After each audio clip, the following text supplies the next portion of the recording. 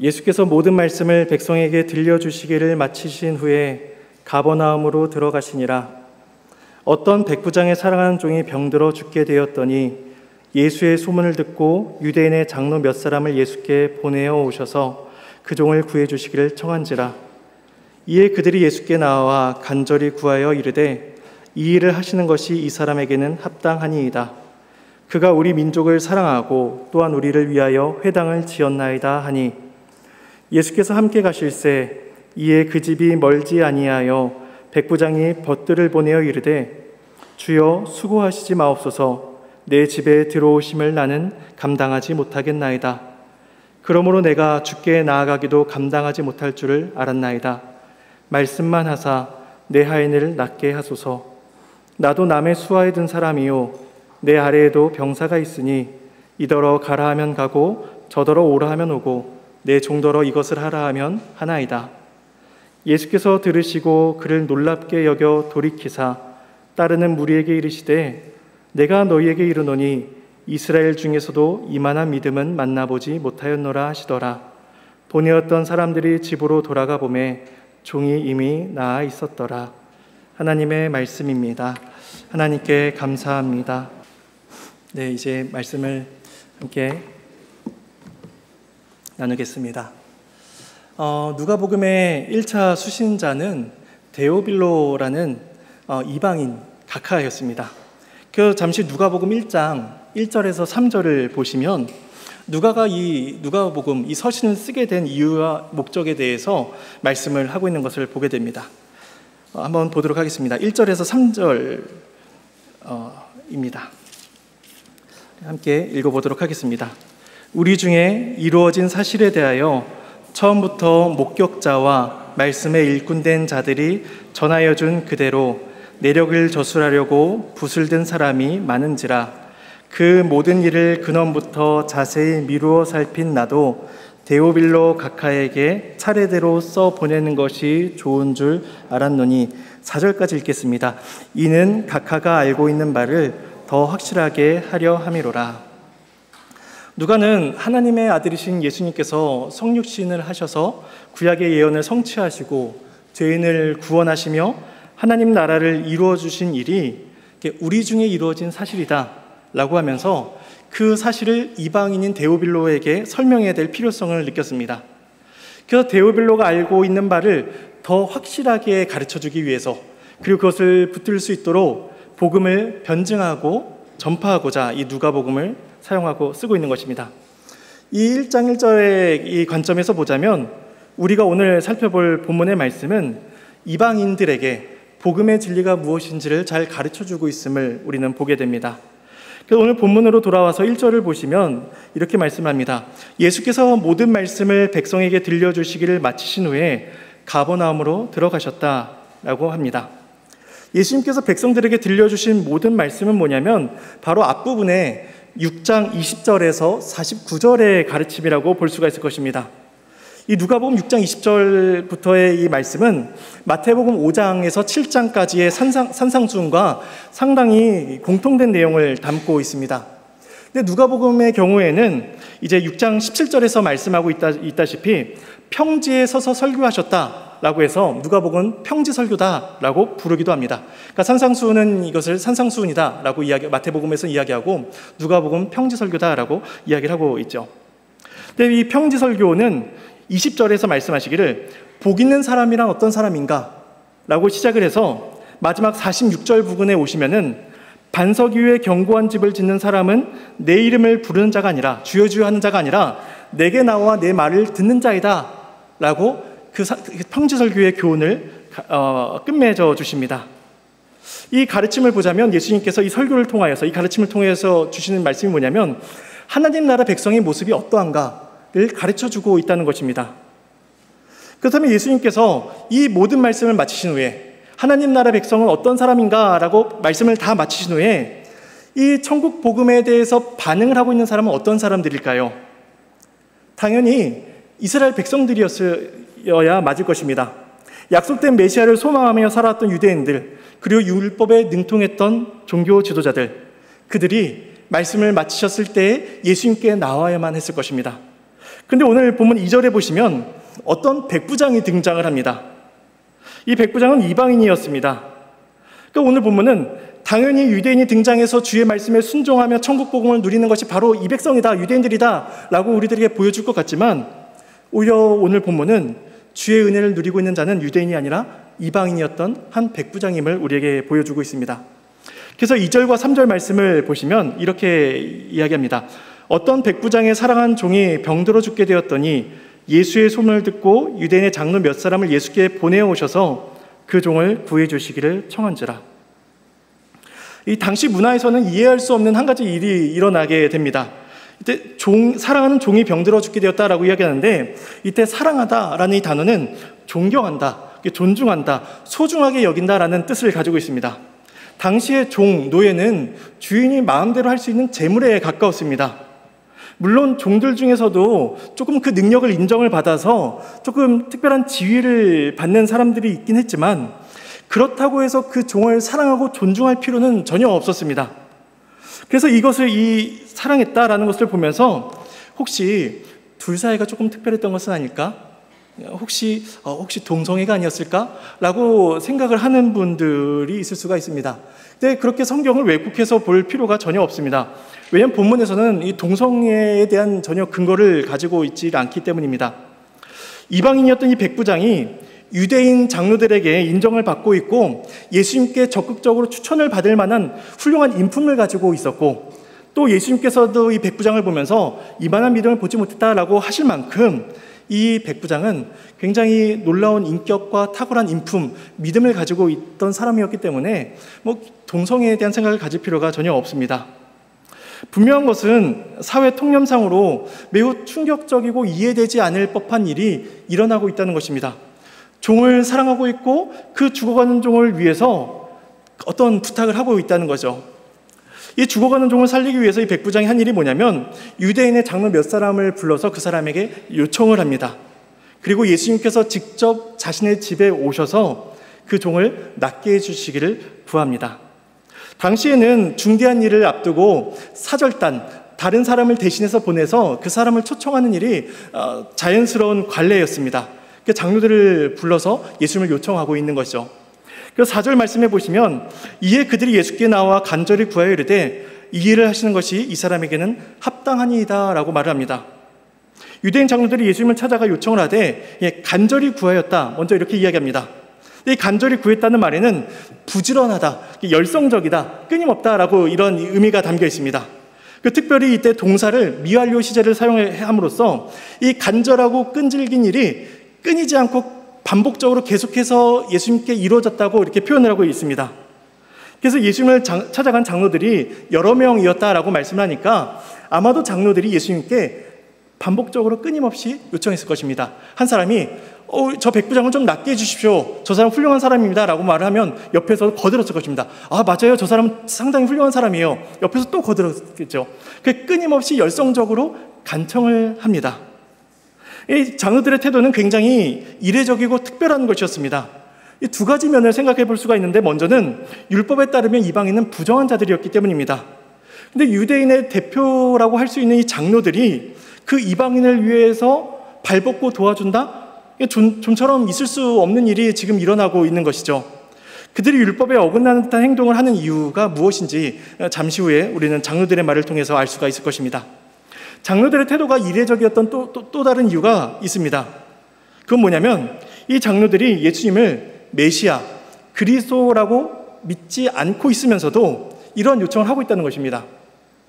이스라엘 역사를 보면은 많은 선지자들이 놀라운 그 능력들, 이적들을 행하곤 하였습니다. 그러니까 장로들은 예수님이 메시아가 아니라 선지자 중에서 좀 능력이 있어서, 그래서 병든 자를 낫게 할 수 있는 그러한 실력을 가지고 있다라고 생각을 했던 것입니다. 그러니까 장로들은 구약에 예언되었던 그 메시아가 자신들 앞에, 눈앞에 서 있는 것을 알면서도, 그리고 그 메시아 앞에 나아가면서도 정작 그들이 고백해야 됐던 믿음, 그리고 구원의 유익들, 그건 전혀 누리지 못하고 그냥 선지자 중에 한 사람으로서 나아가고 있는 것입니다. 그러니까 장로들은 그리스도와 참으로 가까이 있는 자들이었지만 실제로 보면 그리스도와 매우 멀리 떨어져 있던 자들임을 우리는 보게 됩니다. 우리 장로들의 모습을 보면서 우리들의 모습이 이 유대인 장로들과 같지 않아야 된다는 것을 생각하게 됩니다. 우린 주님의 도우심을 부지런히 간청하고 있고 또 내 옆 사람을 위해서 열심히 돕고 또 그 사람을 그리스도께로 인도하고 있지만 정작 내 자신이 그리스도 앞에 참된 믿음으로 나아가지 않는다면 그 믿음은, 그 신앙은 참된 것이 아니기 때문입니다. 그렇게 나아가도 간구의 응답은 받을 수 있다는 것을 우리는 오늘 본문을 통해서 보게 됩니다. 그리고 내 옆 사람이 나로 인해 그리스도께서 주신 유익을 누릴 수도 있습니다. 실제로 예수님께서는 장로들의 요청을 듣고 백부장의 집으로 걸어가십니다. 하지만 장로들은 그리스도께서 베푸시는 은혜와는 참으로 거리가 먼 사람이었습니다. 그러니까 이 신앙 고백과 그 구원의 은혜는 철저히 개인적인 것이라는 사실입니다. 철저히 개인이 고백하고 개인이 주 앞에 나아가야지 다른 사람의 신앙이 그리스도께서 주시는 그 은혜를 누리게 할 수는 없다는 것입니다. 따라서 우리는 우리 개개인이 참된 신앙을 가지고 주 앞에 나아갈 수 있도록 우리 자신의 신앙을 돌아보아야만 하는 것입니다. 백부장이 이방인이었음에도 불구하고 장로들이 이례적으로 행동했던 그 이유가 뭐냐면 5절에 말씀하고 있습니다. 5절에 보시면 그가 우리 민족을 사랑하고 또한 우리를 위하여 회당을 지었나이다 라고 말을 합니다. 이 백부장은 로마에 소속되어 있는 군인이었고 이스라엘은 식민지였습니다. 이 식민지의 국민들을 사랑할 이유가 전혀 없고 또 그들을 위하여 회당을 지어줄 필요가 없었습니다. 그들이 무엇을 믿고 그들이 어떠한 종교신앙을 가지든 전혀 상관할 필요가 없었습니다. 근데 이 백부장이 그들을 사랑하고 그들이 섬기는 그 신앙을 위해서 회당을 지어주었다라고 말을 하고 있는 것입니다. 그러니까 권력을 쥐고 있는 이 사람이 종이나 피지배층, 식민지의 사람들을 함부로 대하지 않고 그러니까 모든 사람을 인격적으로 대우하는 훌륭한 인품과 선한 성격을 가지고 있던 사람임을 우리는 생각하게 됩니다. 우리 중에서도 저 사람은 천성적으로 선하다라고 평가를 받는 사람들이 있음을 보게 됩니다. 사람들은 그런 사람들을 보면서 야, 저 사람은 법 없이도 살 사람이야. 저 사람은 복 받겠네 라고 그렇게 표현을 하기도 합니다. 근데 이 표현을 조금 더 종교적인 색채를 넣어서 말한다면 저 사람은 구원받기에 충분한 사람이네 라고 우리는 말하기도 합니다. 그런데 장로들의 생각이 바로 이러했습니다. 4절 중간에 보시면 그들이 말을 하기를 이 일을 하시는 것이 이 사람에게는 합당하니이다 라고 말을 하고 있기 때문입니다. 이 합당합니다 라는 말에는 자격이 있습니다 라는 뜻을 가지고 있습니다. 그러니까 5절 그리고 5절 우리말 성경에는 표현되어 있지만 않지만 이 원어 성경에는 왜냐하면이라는 이유를 가리키는 접속사로 시작을 하고 있습니다. 그러니까 장로들이 예수님께 백부장을 도와줘야 할 그 근거와 이유를 제시하고 있는 것이죠. 이 사람은 우리 민족을 사랑하고 회당을 지어 주었기 때문에 충분한 자격이 있습니다. 그 요청을 들어줄 만한 충분한 공로가 있습니다. 그러니 와서 이 사람의 종을 고쳐주시옵소서라고 그렇게 어필을 하고 있는 것입니다. 장로들이 백부장의 신앙이 진실된 것인지를 꿰뚫어 보았나? 우리는 알 수가 없습니다. 확실한 것은 이 장로들은 그 행위를, 백부장의 모든 행위를 보면서 그 행위를 공로와 자격, 예수 그리스도의 도우심을 받을 만한 공로와 자격으로 가져와서 그 공로와 자격을 보시고 예수께서 도와줘야 한다라고 그렇게 이야기하고 있는 것이죠. 그러니까 이 장로들에게는 철저히 공로주의적인 사상이 깔려 있었던 것입니다. 근데 반면에 놀랍게도 이 장로들의 모습과는 반대로 백부장은 자신에게 아무런 자격이 없다고 고백하는 것을 우리는 보게 됩니다. 6절 말씀을 함께 읽어보도록 하겠습니다. 예수께서 함께 가실새 이에 그 집이 멀지 아니하여 백부장이 벗들을 보내어 이르되 들어오심을 나는 감당하지 못하겠나이다. 그러므로 제가 7절 상반절까지 읽겠습니다. 그러므로 내가 주께 나아가기도 감당하지 못할 줄을 알았나이다. 예수님께서 장로들과 함께 백부장의 집으로 이렇게 걸어가고 계셨습니다. 먼저 집으로 오셔서 고쳐주시기를 바랬던 것, 그렇게 요청했던 것은 백부장이 먼저였습니다. 왜냐하면 아까 말씀드렸다시피 아이들에게도 이야기했듯이 당시에 병을 치유하는 것은 손을 대는 것, 이게 접촉이라는 것을 통해서 가능하다라고 생각했던 것이 일반적이었습니다.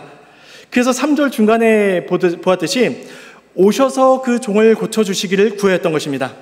그래서 예수는 백부장의 요청대로 고쳐주시러 그 집으로 걸어가고 계셨던 것입니다. 그런데 예수님께서 오신다는 소식을 들었던 이 백부장이 급하게 또다시 자기의 친구들을 예수님께로 보냅니다. 그리고 말을 하기를 주여 수고하시지 마옵소서 내 집에 들어오심을 나는 감당하지 못하겠나이다. 그러므로 내가 주께 나아가기도 감당하지 못할 줄 알았나이다 라고 이야기를 하고 있는 것입니다.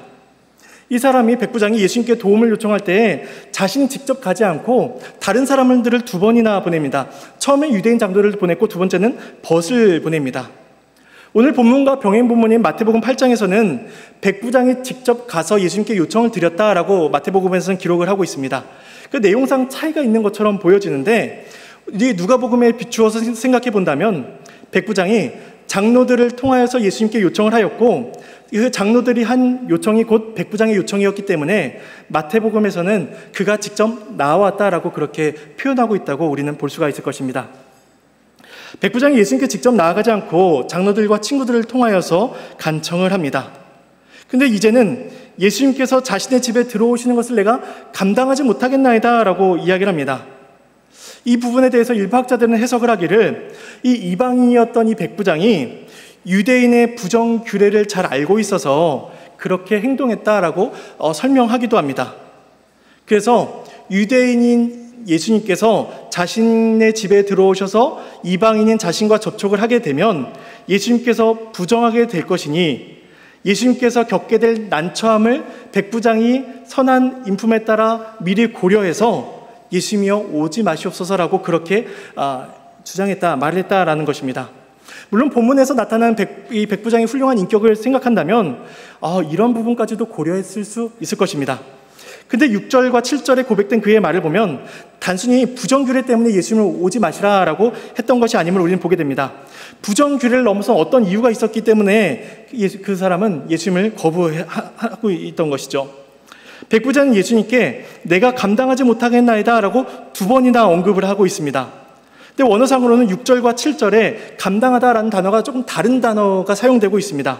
근데 7절에서 사용되고 있는 이 감당하다라는 이 단어가 이 4절에서 장로들이 합당하니이다 라고 한 단어와 동일한 단어라는 것입니다. 그러니까 4절에서는 이 단어가 합당하니이다 라고 번역이 되었고 7절에서는 감당하지 못하겠나이다 라고 번역이 되고 있는 것이죠. 그래서 우리가 이 번역을 7절의 번역을 4절처럼 번역을 한다면 저는 합당하지 않습니다 라고 그렇게 표현하고 있다는 거죠. 장로들이 사용한 용어를 백부장이 동일하게 사용하고 있습니다. 이 장로들은 백부장이 우리 민족도 사랑하고 회당도 지어주었으니 충분한 자격이 있습니다 라고 이야기를 하고 있는 것입니다. 보답을 받을 만한 행위가 있으니 그 간구를 들어주는 것이 당연하며 오히려 그 간구를 들어주지 아니하신다면 오히려 이치에 맞지 않습니다 라고 장로들이 이야기하고 있었던 것이죠. 반면에 백부장은 나는 주님께 나가기 합당하지 않습니다. 주님께서 내 집에 들어오시는 것이 합당하지 않습니다. 나는 어떠한 자격도 없고 나는 공로도 없으니 나는 주님 앞에 설 수 있는 자가 아닙니다 라고 그렇게 고백을 하고 있는 것입니다. 그러니까 이것은 정결규례, 부정규례를 넘어서는 훨씬 더 높은 의식이었던 거죠. 그는 두 번에 걸쳐서 반복해서 자신이 합당하지 못한 자라고 이야기를 하고 있습니다. 장로들은 예수님께 나아가 자신들이 원하는 바를 요구하는데 거침이 없었습니다. 왜냐하면 그들에게 있어서 예수님은 랍비 중에 한 사람에 불과했기 때문입니다. 하지만 백부장은 예수님이 자신과는 다른 특별한 존재라는 것을 인식하기 시작합니다. 유대인 장로들과는 편히 대화도 하고 또 필요한 부탁을 할 만큼 인격적인 관계도 쌓고 있고 사람 대 사람으로 대하고 있지만 저 예수님이라는 분은 자신과는 같지 않은 다른 분이라는 것을 이 백부장이 깨닫기 시작한 것입니다. 처음에는 사랑한 종을 고치기 위해서 예수님께서 직접 오셔서 고쳐주시기를 구하였지만 근데 예수님께서 오시는 그 동안 얼마간의 시간이 걸렸을지 모르겠지만 그 시간 동안 이 백부장은 아마도 예수님에 대한 인식이 더욱더 깊어지고 확실해졌을 것입니다. 3절에 보시면 백부장이 예수님에 대한 소문을 듣고 예수님의 도움을 구했다라고 이야기를 하고 있습니다. 이 백부장이 들었던 소문은 분명히 예수님께서 전하셨던 천국 복음이며 그 천국 복음을 증언하기 위해서 나타내셨던 여러 가지 이적들이며 병든 자가 나음을 받았다라는 그러한 소문들이었을 것입니다. 그러니까 그는 예수님께서 속히 오셔서 자신의 사랑하는 종을 고쳐주시기를 바라고 기다리면서 예수님이 어떤 분이신지를 더욱더 생각할 수가 있었던 것이죠. 도대체 이 천국 복음을 전한 예수님이라는 분은 어떠한 분이실까? 그 분은 어떠한 분이시기에 이 죽어가는 자, 어떠한 의술로도 고칠 수 없는 이 자를 살리실 수 있는 것인가? 로마에 많은 학문들이 있지만 예수께서 전하신 그 가르침은 전혀 다른 것인데 이 백부장이 그렇게 생각했던 거죠.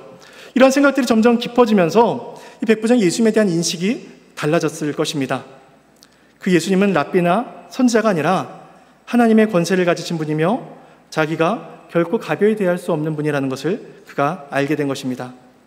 사회적으로 봤을 때 이 백부장은 지배계층에 있었고 예수님은 오히려 식민지의 한 시민에 불과한 사람이었습니다. 하지만 이 백부장이 하나님의 거룩하심을 깨닫게 되었을 때에 헤아릴 수 없는 하나님의 크심과 그 영광 앞에 자기가 서게 된다는 것을 깨달았을 때에 자신의 신분과 자신의 지위 또 자신의 존경심의 표현으로서 하나님과 자신 사이에, 예수님과 자신 사이에 맺어질 수 없는 큰 간격이 있음을 이 백부장이 깨닫게 된 것이죠. 누가복음에 보면 베드로도 이와 같은 모습을 보였음을 우리는 보게 됩니다. 누가복음 5장 8절에 보시면 시몬 베드로가 예수님 앞에서 이렇게 행동합니다.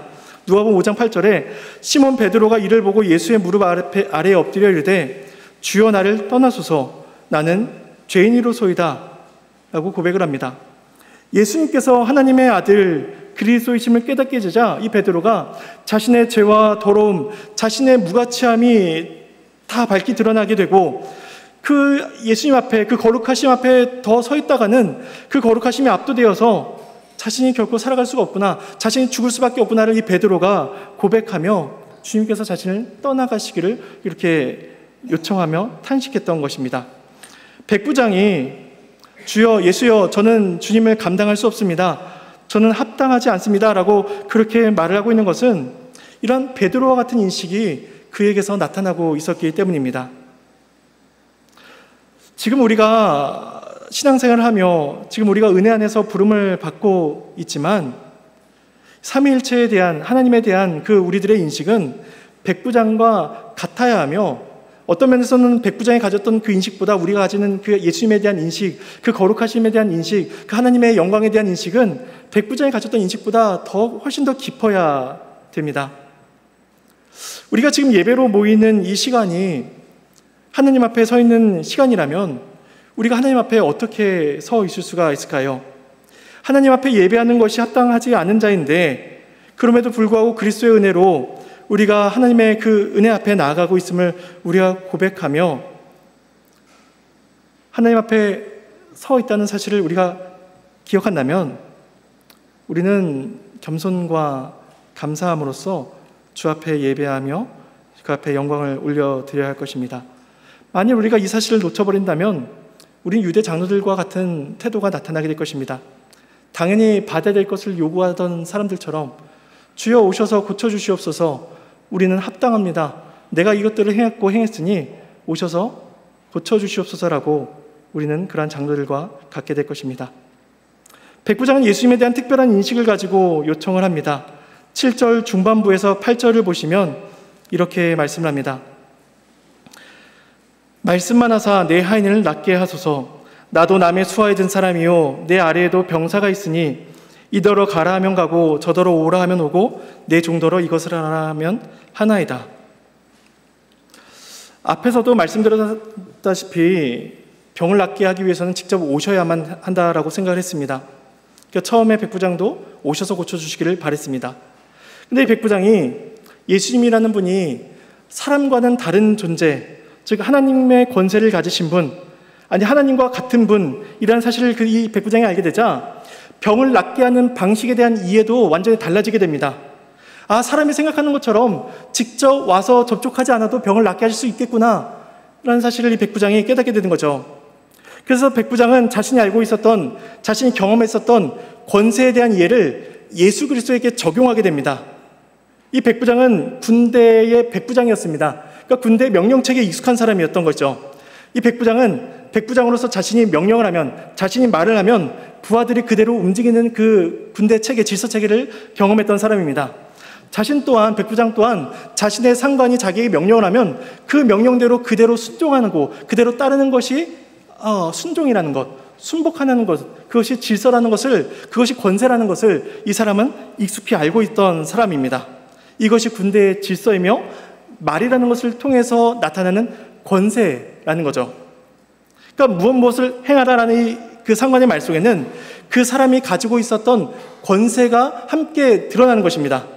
그 권세 아래 순종할 수밖에 없는 거죠. 백부장은 자신이 가지고 있었던 그 권세에 대한 개념을 예수님에게 적용하기 시작합니다. 예수님께서 병을 낫게 하시는 분이라면, 예수님께서 세상의 모든 질서를 가지고 주관하시는 분이라면 세상 만물이 그 권세 아래 순복하는 것이 아닌가라고 백부장이 생각하게 되는 거죠. 7절에서 그렇게 말씀하고 있는 것입니다. 말씀만 하사 내 하인을 낫게 하시옵소서. 말씀만 하시면 낫게 된다는 것입니다. 말씀만 하시면 병사들이 백부장에게 복종하듯이 병이나 귀신이나 어떤 것도 모든 만물이 예수님께 순종한다라는 것을 이 사람이 고백하게 되는 것입니다. 그러니까 백부장은 예수님의 권세에 대한 놀라운 이해를 가지고 있었던 사람입니다. 그러니까 그런 백부장이 나는 주 앞에 서는 것을 감당하지 못하겠사오니 말씀만 하시옵소서라고 그렇게 고백했던 것은 이 백부장이 예수님께서 세상을 다스리신 창조주요 주권자이심을 이 사람이 고백하기 시작했던 것입니다. 당시 유대인들이 예수님을 하나님의 아들로 받아들이질 않았습니다. 그들은 예수님의 가르침과 사역을 가까이에서 목격하면서도 도리어 예수님을 보면서 신성모독한 자다라고 예수님을 그렇게 손가락질하였습니다. 그런데 정작 유대인들은 하나님의 아들이신 그리스도께 나아가면서 백부장의 공로를 주장하는 것을 스스럼 없이 여기며 오히려 그리스도의 신성을 모독하고 있었습니다. 근데 이방인인 백부장은 그 유대인들과는 다르게 예수님의 사역을 전혀 목격하지 않았던 사람입니다. 3절에서 말씀하다시피 예수의 소문만 들은 사람입니다. 보고도 믿지 않은 유대인들이 있었던 반면에 듣고 믿게 된 이방인이 있게 된 것입니다. 그리스도를 보고도 그분이 하나님의 권세를 가진 분이다라는 것을 알지 못했던 자들이 있었던 반면에 소문만 듣고도 그분이 하나님의 권세를 소유한 분이라는 것을 알게 된 자가 있게 된 것입니다.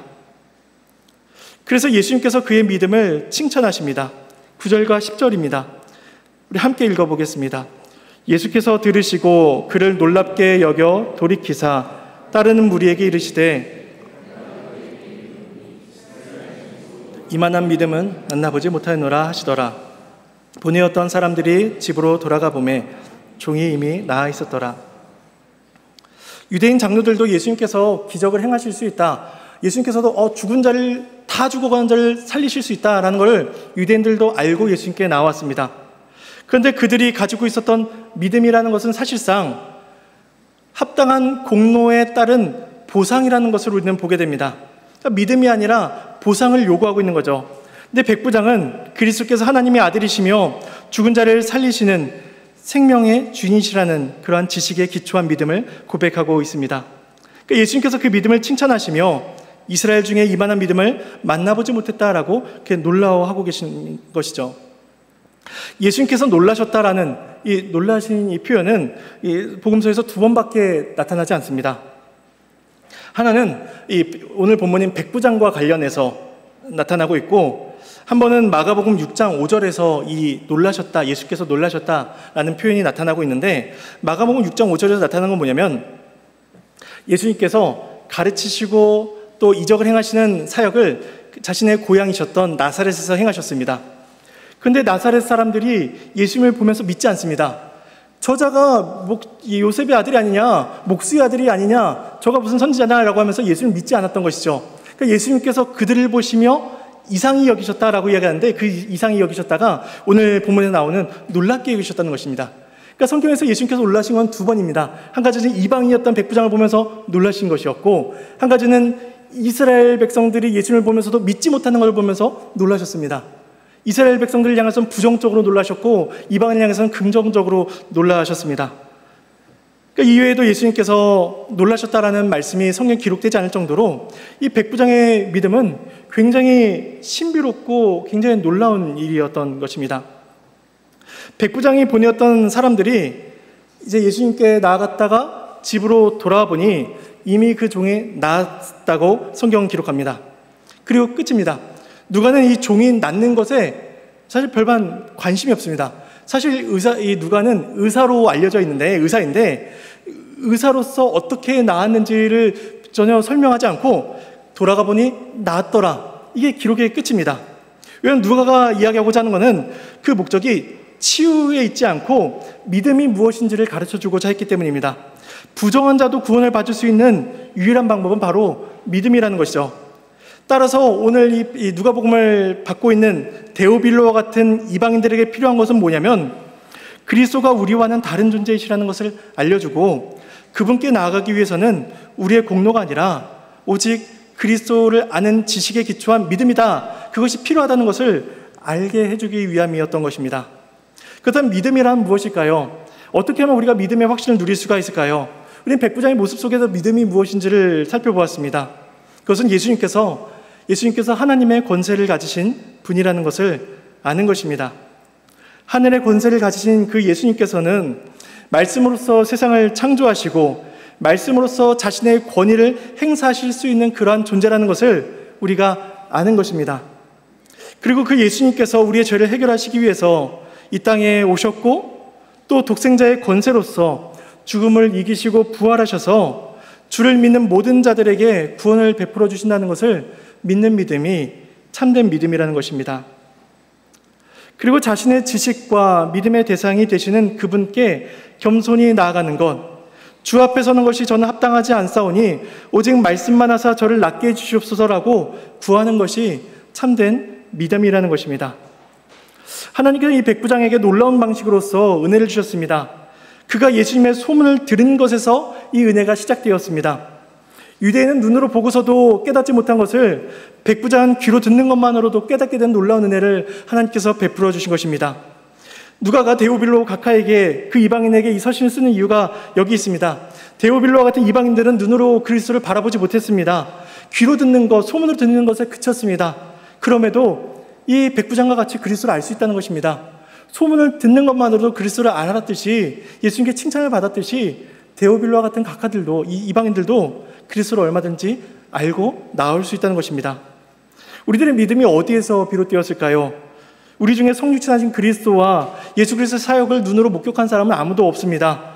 우리는 오직 기록된 말씀을 통해서 예수에 대한 소문을 들었을 뿐이고 그 가르침을 듣고 있을 뿐입니다. 설교를 통해서 예수님에 대해서 들을 뿐입니다. 사도 바울은 그래서 로마서 10장 17절에서 믿음은 들음에서 나며 들음은 그리스도의 말씀으로 말미암다라고 그렇게 가르치고 있습니다. 우리는 그리스도를 보지 않고 말씀을 듣고 그리스도를 알게 된 자들입니다. 어떻게 이런 일이 일어날 수가 있을까요? 눈으로 보고도 믿지 못한 자들이 수두룩한데 눈으로 예수 그리스도를 보고도 믿지 못한 이방인들, 유대인들이 너무도 많은데 어떻게 소문을 듣는 것만으로도 그리스도를 하나님의 아들이시오 우리의 구원자이십니다라고 그렇게 고백을 할 수가 있게 된 것일까요? 그것은 한 가지입니다. 성령 하나님께서 우리에게 마음의 은혜를 베풀어 주셨기 때문입니다. 눈으로 보고도 믿지 못하는 그 완고하고 단단하고 부패하고 썩어 부패한 우리들의 마음을 성령께서 부드럽게 하셔서 우리의 마음을 밭을 바꿔주시고 우리의 마음에 말씀이 들리고 우리의 심령에 말씀이 뿌려져서 우리가 겸손하고 참으로 감사한 마음으로 그리스도께 나아갈 수 있도록 하나님께서 특별한 은혜를 베풀어 주셨기 때문입니다. 우리가 이 시간 주 앞에 나와서 복음의 기쁜 소식을 듣고 있는 것은 백부장과 같이 주의 영광스러움 앞에 감히 나설 수 없고 말씀만 하시면 낫겠나이다라고 우리가 그렇게 고백하며 이 시간 나아갈 수 있는 것은 모든 것이 하나님의 크신 은혜의 결과라는 것입니다. 따라서 우리는 매 주일마다 주 앞에 나올 때에 예수 그리스도에 대한 올바른 인식을 가지고 죄인을 구원하시는 그 권세에 대한 믿음을 가지고 나아야만 하는 것입니다. 그때 주께서 백부장의 믿음을 칭찬하시듯이 우리의 믿음을 또한 칭찬해 주실 것입니다. 우리 이 말씀에 대한 적용점을 짧게 생각해 보도록 하겠습니다. 첫 번째 적용점은 우리는 예수 그리스도가 어떤 분인지 어떤 분이라고 알고 있는가 하는 것입니다. 여러분들이 알고 있는 예수 그리스도는 어떤 분이신가요? 두 번째 적용점은 우리가 그리스도 앞에 어떤 자세로 나아가고 있는가 하는 것입니다. 장로들의 자세처럼 나아가고 있는지 이 백부장의 자세처럼 나아가고 있는지 우리는 돌아봐야 할 것입니다. 세 번째 적용점은 죄인을 구원하시는 예수 그리스도의 권세를 믿으신가 하는 것입니다. 말씀만 하시면 그 모든 피조세계가 그 말씀의 권세 앞에 복종하듯이 예수 그리스도의 권세가 우리를 죄에서 구원하신다는 사실입니다. 네 번째 적용점은 듣는 것으로 충분하오니 우리가 그 듣는 일에 열심을 내고 있냐는 것입니다. 우리는 그리스도의 말씀을 듣는 일에 열심을 내어야 할 것입니다. 마지막 다섯 번째 적용점은 내 믿음은 칭찬받을 만한 믿음인가 하는 것입니다. 우리는 기본적으로 칭찬받을 만한 믿음일 것입니다. 왜냐하면 우리는 믿지 않고 백부장과 같이 그리스도를 구주로 고백하기 때문입니다. 그럼에도 불구하고 우리는 신앙생활을 살아가는 동안 주께서 칭찬하실 만한 그러한 믿음의 신앙생활을 이어갈 수 있도록 우리는 애써 노력해야 할 것입니다. 이 다섯 가지 적용점을 기억하시며 우리에게 주어진 신앙의 길을 살아가는 저와 여러분이 되기를 간절히 소망합니다.